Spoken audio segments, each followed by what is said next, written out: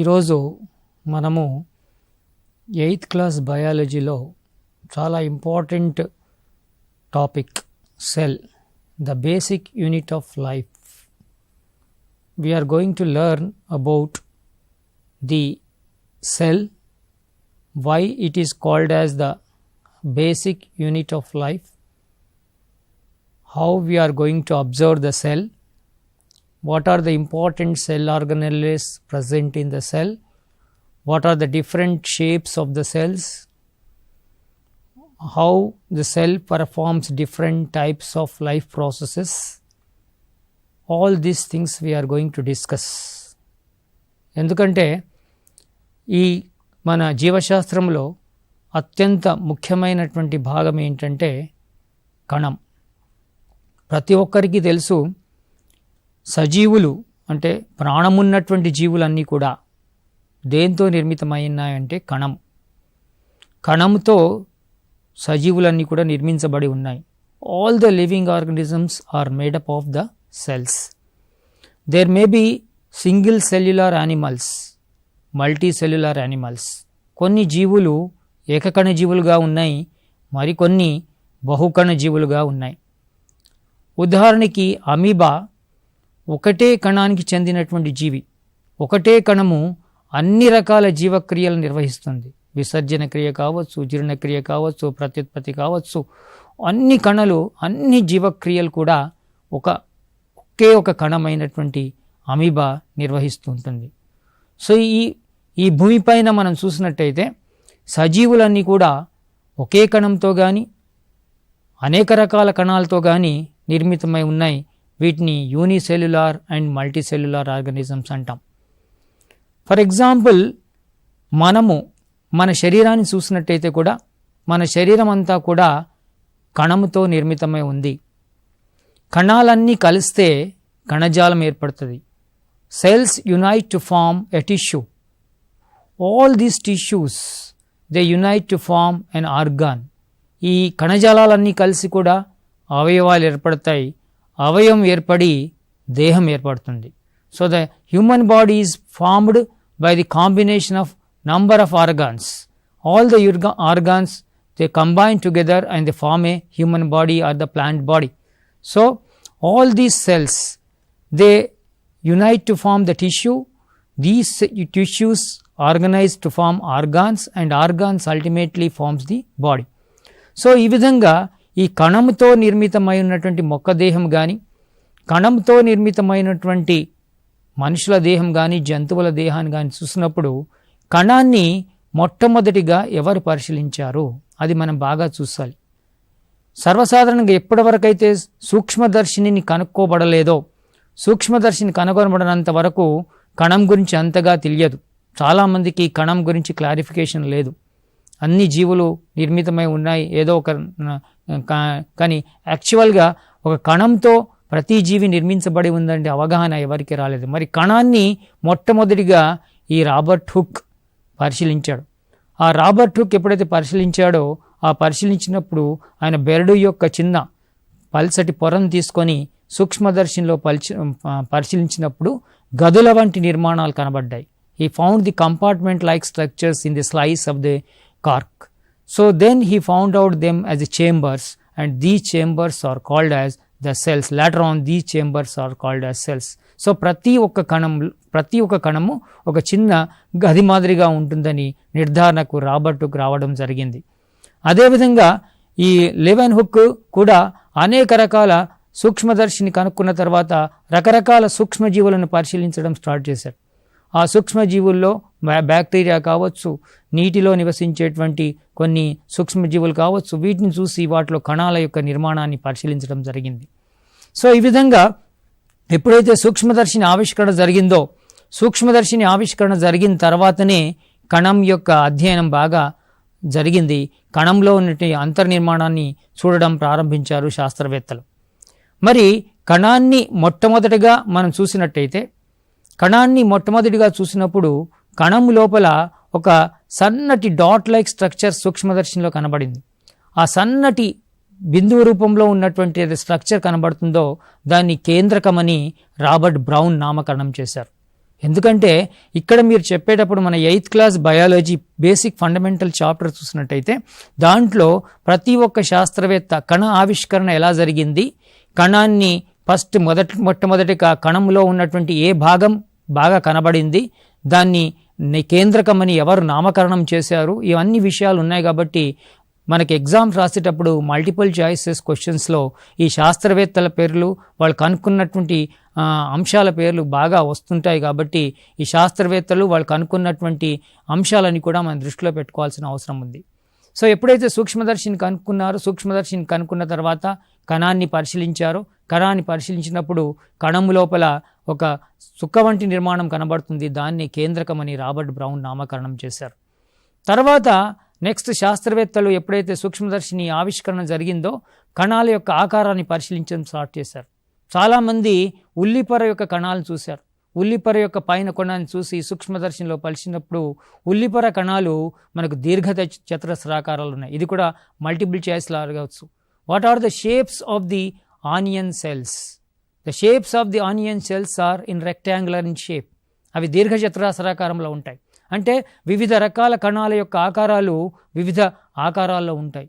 మీరు అదే చీక్ సెల్, మన చెంప లేదా బుగ్గ కణం యొక్క కణాన్ని పరిశీలించుంటే దాని ఆకారం గుండ్రంగా వేరే రకంగా ఉంటుంది. నాడీ కణాన్ని చూసినట్టయితే పొడుగ్గా కనబడుతుంది. కండర కణాన్ని పరిశీలించినట్టయితే అది స్పైండిల్ షేప్లో కనబడుతుంది, ఖండయుతంగా కనబడుతుంది. ఎర్ర రక్త కణాలు చేస్తే గుండ్రంగా కనబడుతుంది. ద్విపుటాకార కటంలో కానీ ద్వికుంభాకారం కానీ రకరకాల ఎర్ర రక్త కణాలు, తెల్ల రక్త కణాలు రకరకాల ఆకారాల్లో కనబడుతూ ఉంటాయి మనకు. కాబట్టి కణాల ఆకారాలు కూడా ఎప్పుడైతే సూక్ష్మదర్శిని కనుక్కున్నారో, సూక్ష్మదర్శిని కనుక్కున్న తర్వాత సూక్ష్మదర్శిని ద్వారా కణాల వివిధ రకాల కణాల యొక్క ఆకారాలను పరిశీలించినప్పుడు కూడా కణాల ఆకారాల్లో మనకు వైవిధ్యాలు కనబడ్డాయి. We found the variations in the shapes of the different types of cells present in our body. So there are different shapes. You know the amoeba. Amoeba is having a single cell structure, but it can change its shape as it likes.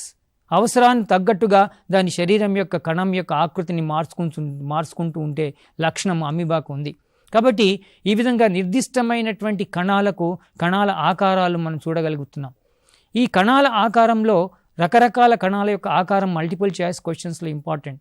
నాడీ కణం యొక్క ఆకారం ఏంటి, ఉల్లిపొర కణం యొక్క ఆకారం ఏంటి, అదేవిధంగా బుగ్గ కణం యొక్క ఆకారం ఏంటి, కండర కణం ఏ ఆకారంలో ఉంటుంది, ఎర్ర రక్త కణాల యొక్క ఆకారం ఏంటి, ఇవన్నీ కూడా ఆకారాలు మనం ఒకసారి బొమ్మ ద్వారా ప్రాక్టీస్ చేసినట్టయితే ఆబ్జెక్ట్ టేప్లో ఏ కణంకి సంబంధించిన ఏ క్వశ్చన్ వచ్చినా కూడా ఆకారాలకు సంబంధించి చేయగలుగుతాం.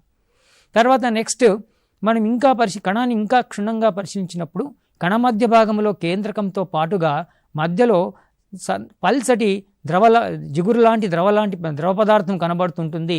దాన్ని మనము జీవ పదార్థము లేదా సైటోప్లాజం, కణద్రవ్యము, ప్రోటోప్లాజం లేదా సైటోప్లాజం, ఈ రెండు పదాలు వాడతారు. ఇక్కడ వేరియేషన్స్ ఉన్నాయి, సైటోప్లాజం, ప్రోటోప్లాజం. కాబట్టి ఈ జీవ పదార్థము, కణద్రవ్యం అనేటువంటిది కనబడుతుంది. ప్రతి కణాన్ని ఆవరించి మనకు ఒక పల్సటి పొర కనబడుతుంది. దాన్నే మనము ప్లాస్మా త్వచము అంటాం. That is a very important structure wheel find in the cell. The cell gets it's shape.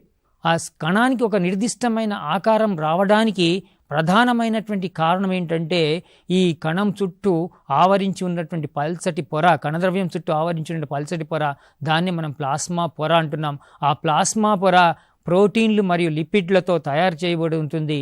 ఇది కణానికి ఒక నిర్దిష్టమైన ఆకారం ఇవ్వడమే కాకుండా కణం లోపల ఆహార పదార్థాల రవాణాకి కూడా ఒక ప్రత్యేక పారగమ్య త్వచంగా పనిచేస్తుంది. The plasma membrane acts as a selectively permeable membrane. It allows certain substance to enter in, whereas it doesn't allow all the substances. It is having some limitations to enter some substances inside and outside. That's why it is called as the selectively permeable membrane. It is good objective tablet. Which membrane is called as selectively permeable membrane? త్వచాన్ని మనం పారగమ్య త్వచం అంటాం.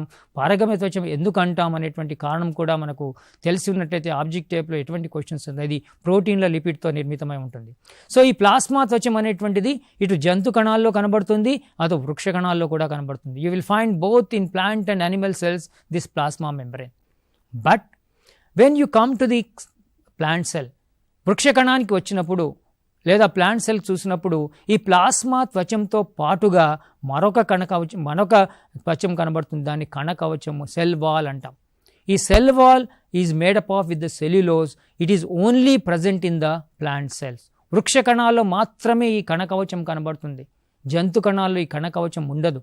ఈ కణకవచం వృక్ష కణాల్లో ఉండటం వలన, సెల్యులోజ్తో నిర్మిత కణకవచం ఉండటం వల్ల వృక్ష కణాలు చాలా దృఢంగా ఉండటం కాకుండా కొన్ని ప్రత్యేక లక్షణాలు జంతు కణానికంటే వృక్ష కణాలు కలిగి ఉన్నాయి. That is the important fundamental difference between plant cell and animal cell. మనం కంపల్సరీగా యానిమల్ సెల్, ప్లాంట్ సెల్ని గుర్తుపట్టేటప్పుడు ప్లాంట్ సెల్లో సెల్ వాల్ ఉంటుంది, కణకవచం ఉంటుందనే విషయాన్ని ఆబ్జెక్టివ్ టైప్లో ఎటువంటి ప్రశ్న వచ్చినా కూడా రాసే విధంగా ఉండాలి. కణకవచం is important characteristic feature of the plant cell and it is made up of with the cellulose. Whereas plasma membrane is present in both plants and animal cell. అది కూడా రెండు వృక్ష కణాలు, జంతు కణాలు ఉంటుంది.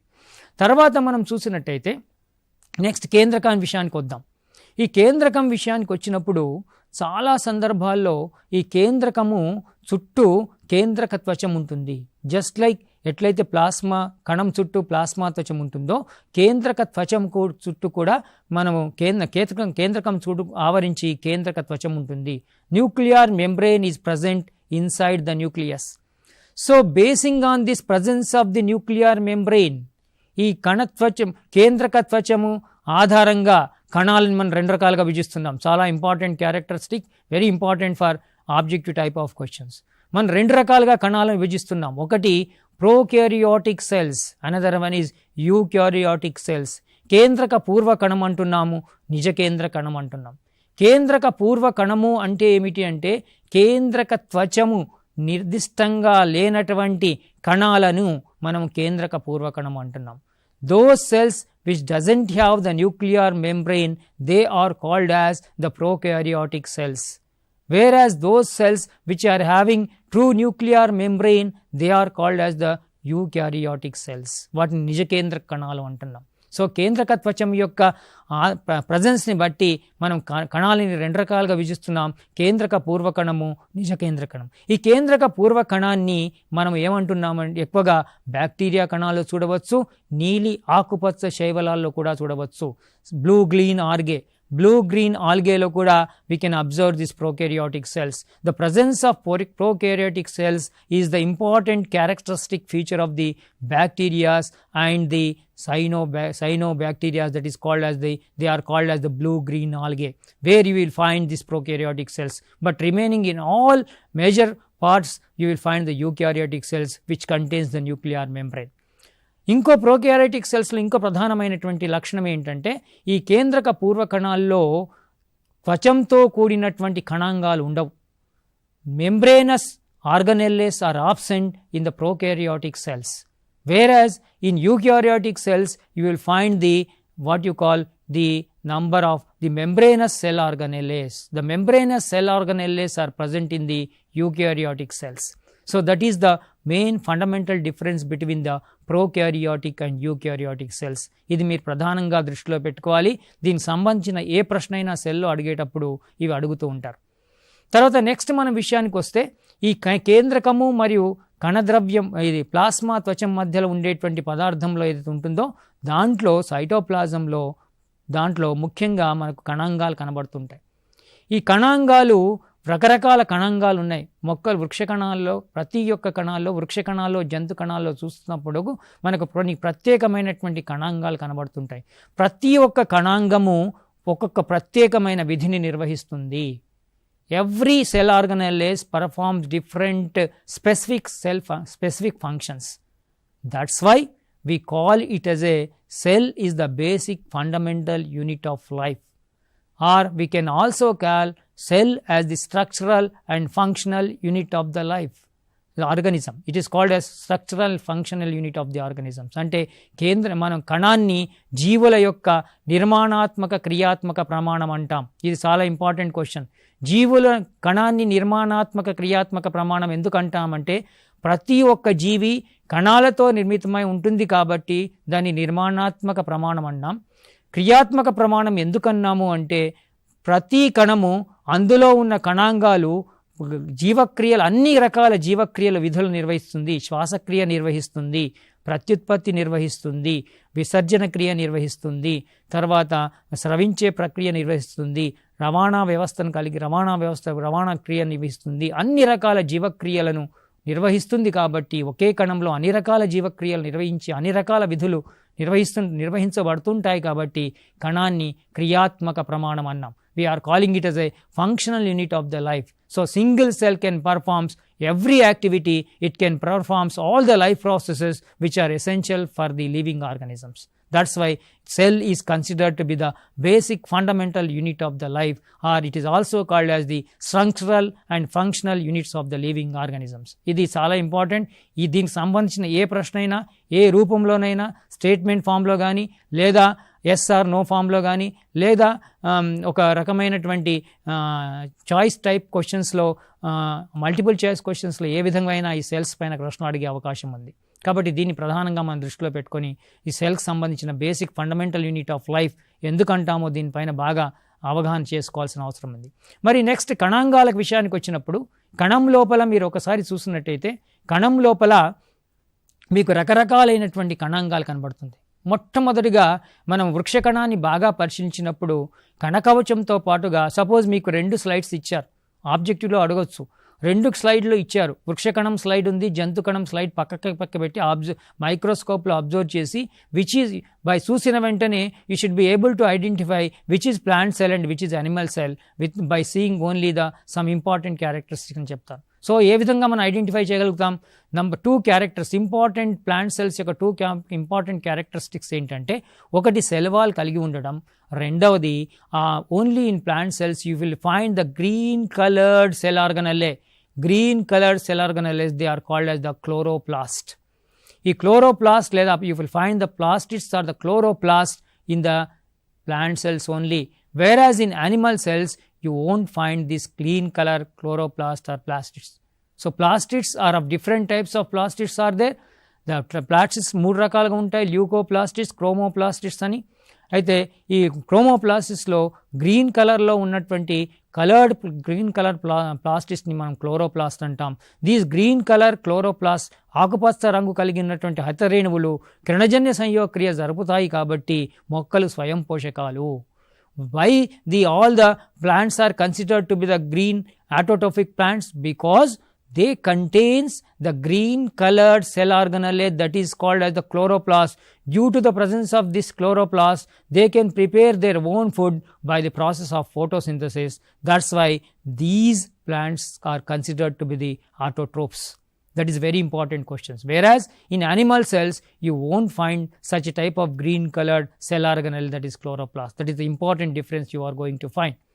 దెన్ ఇంకోటి వీటితో పాటుగా జంతు కణాల్లో వృక్ష కణాల్లో ఈ వృక్ష కణంతో పాటుగా ఇది వృక్ష కణాల్లో జంతు కణాల్లో ఈ కేంద్రక త్వచాన్ని ఆనుకొని కొన్ని రవాణాకు సంబంధించినటువంటి జాలాకార నిర్మాణాలు కనబడుతుంటాయి. You will find the network like structures you will find in the cell. These network like structures which are double membrane structures and generally they are called as the endoplasmic reticulum. అంతర్జీవ ద్రవ్యజాలం అంటాం. ఈ అంతర్జీవ ద్రవ్యజాలము 2 రకాలుగా ఉంటుంది. రేణుయుత అంతర్జీవ ద్రవ్యజాలము, తర్వాత నునుపు అంతర్జీవ ద్రవ్యజాలం. So there are 2 types of endoplasmic reticulums are there. One is called as the rough endoplasmic reticulum, another one is called as the smooth endoplasmic reticulum. Suppose if the endoplasmic reticulum contains the ribosomes, then that is called as the rough endoplasmic reticulum. If the ribosomes are absent on the endoplasmic reticulum, then it is called as the smooth endoplasmic reticulum. And generally the endoplasmic reticulum ribosomes, they performs protein synthesis function as well as they are helpful in the transportation of the materials. So పదార్థాల రవాణాలో అంతర్జీవ ద్రవ్యజాలం ప్రధాన పాత్ర వహిస్తుంది. తర్వాత ప్రోటీన్ల సంశ్లేషణలో రైబోజోములు ప్రధాన పాత్ర వహిస్తాయి. వీటితో పాటుగా ఈ కణాల్లో మీకు ఇంకో రకమైనటువంటి నిర్మాణ కణాంగాలు కనబడుతుంటాయి. దాన్ని మనం ఏమంటున్నామంటే మైటోకాండ్రియా. మైటోకాండ్రియాని మనం power houses of the cell అంటాం, కణశక్త్యాగారాలు. జనరల్లీ ఈ మైటోకాండ్రియా శక్తిని ఏటీపీ రూపంలో నిల్వ చేసుకుంటాయి. శక్తిని ఏటీపీ రూపంలో నిల్వ చేసుకుంటాయి కాబట్టి దీని కణశక్త్యాగారాలు. It is also very important for short question. Which organelle is called as the power house of the cell? in which form the energy is stored in mitochondria. The energy is stored in the form of ATP. ATP is nothing but it is the adenosine triphosphate. In this form, the energy is stored in mitochondria. That's why the mitochondria is called as the powerhouse of the cell. It plays an important role in cellular respiration. కణశ్వాస క్రియలో mitochondria ప్రధాన పాత్ర వహిస్తుంది. ఈ మైటోకాండ్రియాలో ముడతలు పడినటువంటి నిర్మాణాలు కనబడతాయి. వీటిని మనం క్రిస్టే అంటాం. సో నెక్స్ట్ ఇంకో ప్రధానమైనటువంటి కణాంగం ఏంటంటే గాల్జీ సంక్లిష్టాలు. ఈ గాల్జీ సంక్లిష్టాలు కూడా కోశాల వంటి నిర్మాణాలు కలిగి ఉండి సర్వసాధారణంగా ఒక శాక్ లైక్ స్ట్రక్చర్స్ కలిగి ఉంటాయి. They contains sac like structures and they are having the membranous structures one above the other. Generally they helpful for the secretion అంటే స్రవించడంలో ఈ గాల్జీ సంక్లిష్టాలు ప్రధాన పాత్ర వహిస్తుంటాయి. సో ఈ విధంగా తర్వాత ఇంకోటి మీరు వృక్ష కణాల్లో జంతు కణాల్లో మనం చూసినట్టయితే వృక్ష కణాల్లో చాలా పెద్ద పెద్ద రిక్తికలు కనబడతాయి. You will find the large vacuoles present in the plant cell, whereas in the animal cell you will find the vacuoles are very small in structure. And generally in plant cells these vacuoles they stored many waste substances or the eragastic substances we will call దాన్ని వ్యర్థ పదార్థాలు అంటాం. ఈ జీవక్రియలో ఏర్పడిన వ్యర్థ పదార్థాలన్నీ కూడా ఈ రిక్తికలో నిల్వ చేయబడి ఉంటాయి. కాబట్టి రిక్తికలు సర్వసాధారణంగా వృక్ష కణాల్లో పెద్ద సైజులో మనకు కనబడుతుంటాయి. So in this way these are the some of the cell organelles. ప్రతి సెల్ అనగా శ్వాసక్రియలో పాల్గొనేది మైటోకాండ్రియా, ఆహార పదార్థాల తయారు కిరణజన్య సంయోగక్రియలో పాల్గొనేది క్లోరోప్లాస్ట్, తర్వాత రవాణాలో పాల్గొనేది అంతర్జీవ ద్రవ్యజాలం, తర్వాత స్రవించడంలో పాల్గొనేది గాల్జీ సంక్లిష్టాలు. ఈ విధంగా కణము లోపల అన్ని ఒక్కొక్క కణాంగము ఒక్కొక్క విధులను నిర్వహిస్తుంది. కాబట్టి దీన్ని కణాన్ని మనము నిర్మాణాత్మక క్రియాత్మక ప్రమాణం అన్నాం.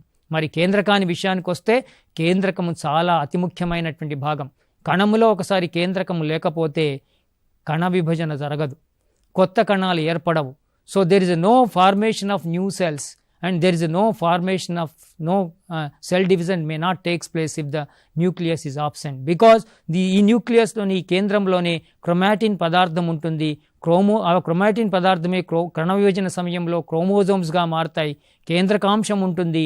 ఇవి కణము యొక్క వివిధ వైవిధ్యాలు ఏర్పడడానికి కానీ కొత్త కణాలు ఏర్పడడానికి కానీ కణ విభజన కానీ కేంద్రకం తోడ్పడుతుంది. కాబట్టి కేంద్రకము అతి ముఖ్యమైనటువంటి భాగంగా భావిస్తారు.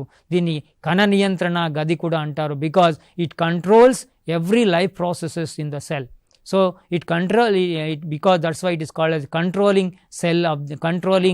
chamber of the cell.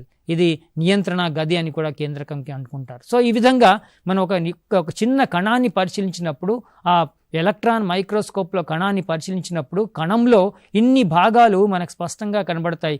ప్రతి ఒక్క కణము ప్రతి ఒక్క విధిని నిర్వహిస్తుంది. కాబట్టి కణాన్ని మనం జీవుల యొక్క మౌలిక ప్రమాణము, fundamental unit of the life అని అన్నాం.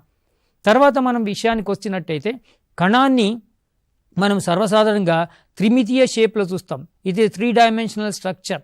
కణానికి ఎత్తు, పొడవు, వెడల్పు మొత్తం ఉంటుంది. మన కణాన్ని ఒక స్లైడ్కి మైక్రోస్కోప్లో కణాన్ని పూసినప్పుడు దాన్ని మనం ఎత్తు కూడా చూడగలుగుతాం. కాబట్టి it looks like A 3 dimensional structure. ఈ విధంగా ప్రతి ఒక్క కణము ఈ విధంగా కణము. కాబట్టి ఈ కణం గురించి మనము అధ్యయనం చేయడానికి మైక్రోస్కోప్లు అవసరం. ప్రతి ఒక్క కణం యొక్క ఆకారాల గురించి తెలుసుకోవడం అవసరం. తర్వాత ఇంకా ముఖ్యమైనటువంటి ఏంటంటే మనము ఈ యొక్క కణాన్ని బట్టి, కణాన్ని యొక్క కేంద్రకాన్ని బట్టి, కేంద్రక త్వచాన్ని బట్టి కణాన్ని మనము 2 రకాలుగా విభజించి దీన్నే మనం వర్గీకరణలో కూడా తీసుకున్నాం. జీవుల వర్గీకరణంలో ప్రొకారియాటిక్ లక్షణాలు కలిగి ఉన్నటువంటి జీవుల్ని ఒక ప్రత్యేక వర్గంగా మనం పెట్టడం జరిగింది. So these are the important characteristics about the cell. తర్వాత నెక్స్ట్ మనము ఈ సెల్ బేస్గా చేసుకొని మనం ఇంకా కొద్దిగా ఫర్దర్గా అధ్యయనం చేయడానికి వెళ్ళినప్పుడు మనకు ఈ కణంతో పాటుగా కొన్ని రకాల జీవులు మన భూమిపైన 2 రకాల జీవులు కనబడుతున్నాయి. చాలా పెద్ద పెద్ద జంతువులు, వృక్షాలు కనబడుతున్నాయి. కానీ ఈ భూమిపైన మనకు కనబడినటువంటి 3వ వర్గపు జీవులు ఉన్నాయి. దాన్నే మనము మైక్రో ఆర్గానిజమ్స్ అంటున్నాం, సూక్ష్మజీవులు. మనకు భూమిపైన ఎంతైతే కనబడుతున్నాయో జంతువులు, వృక్షాలు, పెద్ద పెద్ద చెట్లు, వృక్షాలు దానికంటే ఇంకా ఎక్కువ సంఖ్యలో మనకు కనబడినటువంటి సూక్ష్మజీవులు భూమిపైన, నీటిలో, గాలిలో, ఎక్కడ అన్ని దిక్కుల వ్యాపించి ఉన్నటువంటివి సూక్ష్మజీవులు. So this microscopic organisms is also a very important part while studying this about the structure of the cell. నిర్మాణాన్ని, కణం యొక్క నిర్మాణాన్ని అధ్యయనం చేసిన తర్వాత మనం సూక్ష్మజీవుల గురించి కూడా తెలుసుకోవాలి. ప్రతి ఒక్క సూక్ష్మజీవిని చూడాలంటే మనకు మైక్రోస్కోప్స్ అవసరం. మైక్రోస్కోప్ యొక్క సంయుక్త సూక్ష్మదర్శినిలో, మైక్రోస్కోప్లో సూక్ష్మదర్శినిలో చూసినప్పుడు ఈ సూక్ష్మదర్శిని లోపల మనకు రకరకాలైనటువంటి నీటి చుక్క చూసి పరిశీలించినప్పుడు దాంట్లో రకరకాల సూక్ష్మజీవులు కనబడుతుంటాయి. ఫర్ ఎగ్జాంపుల్ మీకు ప్రోటోజోవా వర్గానికి చెందిన జీవులు, ప్రోటోజోవా వర్గానికి చెందిన జీవులు అన్ని సూక్ష్మజీవులే. అవి మనము కంటితో సర్వసాధారణంగా చూడలేము. వాటిని చూడాలంటే మనం కంపల్సరీ సూక్ష్మదర్శిని చూడాలి. సపోజ్ అమీబా కావచ్చు, వర్టిసిలా కావచ్చు, లేకపోతే మన ట్రిపానోజోమా గ్యాంబియాన్సిస్ కావచ్చు, రకరకాలైన సూక్ష్మజీవులు మనము మైక్రోస్కోప్ ద్వారా, ప్రోటోజోవా ద్వారా చూస్తాం. అట్లాగే శైవలాలు కూడా నీలి ఆకు శైవలాలు, క్లామిడోమోనాస్ కావచ్చు, రకరకాల శైవలాలు కూడా మన సూక్ష్మజీవుల కిందికి చూడవచ్చు. కాబట్టి మీకు 8th క్లాస్ బుక్లో రకరకాల సూక్ష్మదర్శిని ద్వారా చూడగలిగేటువంటి సూక్ష్మజీవుల బొమ్మలు ఇచ్చాం. అది ఏ వర్గానికి చెందినటువంటిదో ఇచ్చాం. శిలీంధ్రాలు కూడా మనం చూడాలంటే సూక్ష్మజీవులు అవసరం.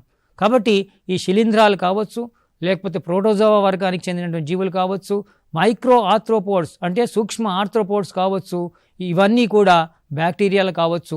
వీటిని అన్నిటి కూడా మన బ్యాక్టీరియాలో కూడా చూసినట్టయితే కణాల ఆకారం రకరకాలుగా ఉంటాయి. కొన్ని గుండ్రంగా ఉండవచ్చు, కొన్ని కడ్డీల ఆకారంలో, రాడ్ షేప్లో కొన్ని ఉండవచ్చు. సపోజ్ రకరకాలైనటువంటి ఆకారాలు కూడా బ్యాక్టీరియాస్ ఉంటాయి. కాబట్టి సూక్ష్మదర్శిని ద్వారా మాత్రమే ఈ బ్యాక్టీరియాల యొక్క ఆకారాలు చూడగలుగుతాం. కాబట్టి ఒక కణాన్ని పరిశీలించడానికి మనకు ముఖ్యమైన సాధనం ఏంటంటే సంయుక్త సూక్ష్మదర్శిని. సంయుక్త సూక్ష్మదర్శిని కంటే కూడా ఎక్కువ చాలా ప్రధానమైనటువంటిది ఏంటి అంటే ఎలక్ట్రాన్ మైక్రోస్కోప్. ఈ ఎలక్ట్రాన్ మైక్రోస్కోప్ ద్వారా కణం లోపల ఉన్నటువంటి అన్ని భాగాలను చూస్తాం. ఈ మైక్రోస్కోప్లు ఎవరు కనుక్కున్నారు, ఎప్పుడు కనుక్కున్నారు, ఏ సంవత్సరంలో కనుక్కున్నారు, ఇవి కూడా మనకు మల్టిపుల్ చాయిస్ క్వశ్చన్స్లో అడిగే అవకాశం ఉంది. కాబట్టి టెక్స్ట్ బుక్లో వీటి వివరాలన్నీ కంప్లీట్గా ఇచ్చాం. కాబట్టి మీ బేసిక్ యూనిట్ ఆఫ్ సెల్ గురించి మీరు అధ్యయనం చేసేటప్పుడు ప్రధానంగా 8 పాయింట్స్ దృష్టిలో పెట్టుకోవాలి, పరీక్షల దృష్టిలో పెట్టుకొని. నెంబర్ 1, సెల్ యొక్క నిర్మాణం తెలిసి ఉండాలి. తర్వాత సెల్లో కనుక్కున్నటువంటి వివిధ రకాల శాస్త్రవేత్తలు వాళ్ళ ఆవిష్కరణలు తెలుసుకొని ఉండాలి, వాళ్ళ పేర్లు తెలుసుకొని ఉండాలి, వాళ్ళు ఏమేమి కనుక్కున్నారో తెలుసుకొని ఉండాలి.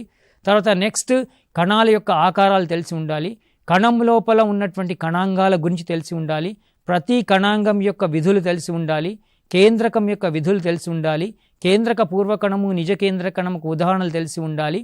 తర్వాత జంతు కణానికి వృక్ష కణానికి మధ్య గల ప్రధానమైన తేడా తెలిసి ఉండాలి. తర్వాత నెక్స్ట్ ఇంపార్టెంట్ అంటే కణ సిద్ధాంతం.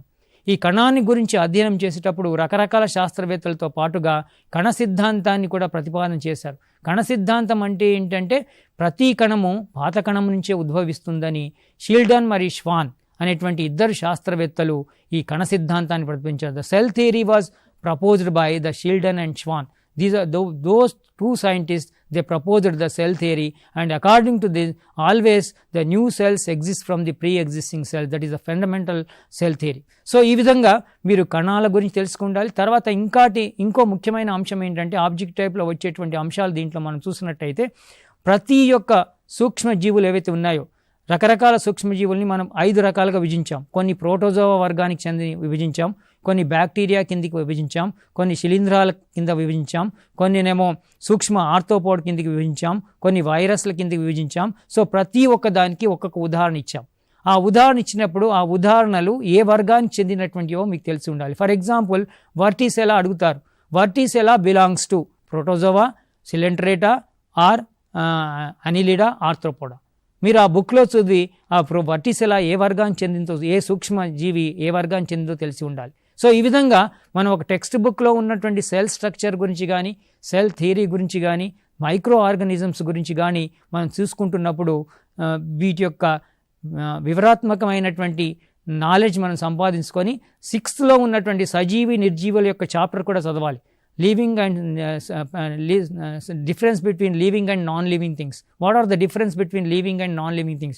What is the role of virus? Where we keep the virus, whether we keep this virus in living or it is in non-living. What are the important characteristics of the virus? Virus యొక్క ప్రత్యేక లక్షణం ఏంటి, వైరస్కి ఉదాహరణలు ఏంటి, మనకు రకరకాల వ్యాధులు వస్తున్నాయి, మనకు బ్యాక్టీరియాలు వచ్చే వ్యాధులు ఏంటి, వైరస్ వలన కలిగే వ్యాధులేంటి, సో మళ్ళీ శిలీంధ్రాల వల్ల కలిగే, మొక్కలకు శిలీంధ్రాల వల్ల కలిగే వ్యాధులేంటి. సో వీటిని మనం 3 రకాలుగా కేటగిరీ చేసుకొని ప్రతి ఒక్క వ్యాధి ఏ జీవి వలన, ప్రోటోజోవా వర్గాల వల్ల వచ్చే వ్యాధులేంటి, సో వీటిని మనం ఆల్రెడీ టేబుల్ ఫామ్లో మన టెక్స్ట్ బుక్లో ఇచ్చాం. ఒకసారి ఆ టేబుల్ ఫామ్ని అనలిటికల్గా మీరు చదివినట్టయితే చాలా రకాలైనటువంటి ఆబ్జెక్టివ్ టైప్ ప్రశ్నలు మనం సంపాదించే అవకాశం ఉంది. కాబట్టి టెక్స్ట్ బుక్ని క్షుణ్ణంగా చేసుకొని నేను చెప్పినట్టుగా విశ్లేషణాత్మకంగా ఆలోచించుకుంటూ మనం చదివితే మల్టిపుల్ చాయిస్ క్వశ్చన్లో ఏదొచ్చినా కూడా మనం ఎగ్జామ్స్లో సునాయాసంగా రాసే అవకాశం ఉంటుంది. Thank you.